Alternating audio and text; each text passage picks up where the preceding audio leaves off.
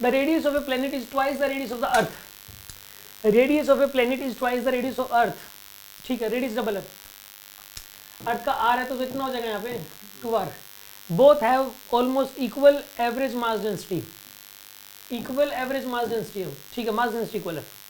Vp यानी कि अब ग्रेविटेशनल फील्ड का फॉर्मूला रो की टर्म्स में तो वो यूज हो सकता है, यहाँ से ये पता लग रहा है। अगर मास डेंसिटी की बात आ जाए तो एक डेंसिटी वाला फॉर्मूला नहीं था क्या था, कोई बताएगा? Gravitation 4/3 row ji pi are, ये था फॉर्मूला। यही है, डेंसिटी और एवरेज मास डेंसिटी की मतलब है। एक्चुअल में ये एवरेज मास डेंसिटी ही लेते हैं रो में, क्योंकि अर्थ की डेंसिटी हर जगह अलग अलग है। अर्थ के सरफेस पे अलग है, थोड़ा नीचे चले जाओ डेंसिटी अलग है, उससे नीचे चले जाओ डेंसिटी अलग है। तो अर्थ की डेंसिटी मतलब जो है ना, आप कई जगह की ज़मीन ऐसी होती है बिल्कुल ढीली ढीली ज़मीन होती है, खेतों में चले जाओ ढीली ज़मीन होगी, और कहीं कहीं जैसे बंजर भूमि जहाँ पे पड़ी रहती है वहाँ की ज़मीन क्या होगी, बिल्कुल बिल्कुल टाइट होगी वो ज़मीन, तो वहाँ पे डेंसिटी अलग होगी। और डेजर्ट्स में चले जाओ, डेजर्ट्स के अंदर तो बिल्कुल ही हल्की ज़मीन होगी, मतलब आप ही फंस जाओगे उसके अंदर, उसके ऊपर जाओगे पता चले मिट्टी के अंदर ही चले गए सीधा। ठीक है, बाहर ही नहीं निकल सकते।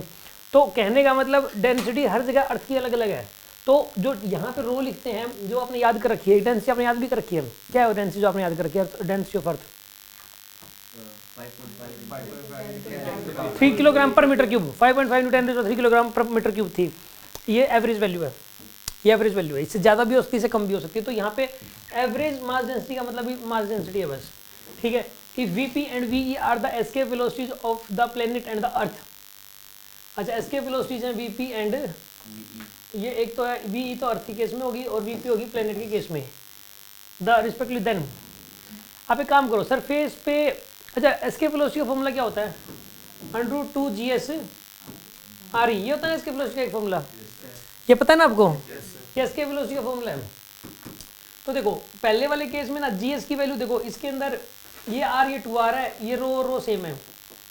ठीक है, तो इसके अंदर जो gravitational field at surface, gravitation देखो रो सेम है, जी सेम, पाई सेम, तो जिसका रेडियस डबल है उसका जीएस भी क्या हो जाएगा? डबल। ठीक है, यानी ये जीएस दूसरे वाले केस में डबल है, और आर ही क्या है यहाँ पर, ये भी डबल है, तो 2 टाइम्स हो गया एस्केप वेलोसिटी। तो प्लेनेट की एस्केप वेलोसिटी अर्थ के 2 टाइम्स हो जाएगी, आंसर आएगा इसका। सीधी सी बात है यार, जीएस भी डबल है उसका और आर भी डबल है, जीएस डबल आर डबल, तो 2 बाहर ले लोगे आप। बात समझ में आएगी नहीं आई आपको? किसको शक हो तो बताओ इस बात में।